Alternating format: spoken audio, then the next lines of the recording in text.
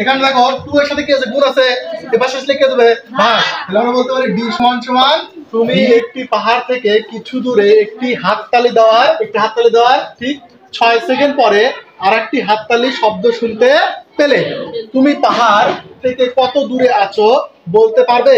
ধরে নাও বাতাসের বেগ 332 metre per second. তাহলে আমাদের এখানে বাতাসের বেগ দেওয়া আছে, কি দেওয়া আছে বেগ কত আছে 332 মিটার পার সেকেন্ড। আবার দেওয়া আছে কি দূরত্ব অর্থাৎ সময় দেওয়া আছে, সময় কত দেওয়া আছে t সমান 6 সেকেন্ড। বেগ অর্থ বলছে তুমি কত দূরে আছো, তাহলে দূরত্ব মানে কি দূরত্বকে আমরা দ্বারা কি বসি d দ্বারা, তাহলে d সমান কত।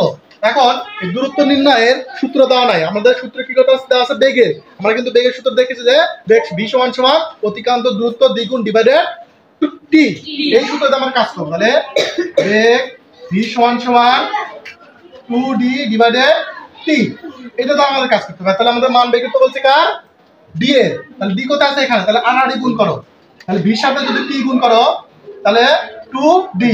এখন এখানে দেখো 2 এর সাথে কি আছে গুণ আছে, এ পাশে আসলে কি হবে ভাগ। তাহলে আমরা বলতে পারি d সমান v t ডিভাইডেড কত 2। তাহলে এখন যদি মান বসাও যে v এর মান কত আমাদের 332, t এর মান কত 6 আর ডিভাইডেড কত 2, তাহলে বিয়োগ 2 3 দুগুণা 6, এখন 3 দ্বারা যদি গুণ করো d এর কিন্তু একটা মান পাওয়া যাবে।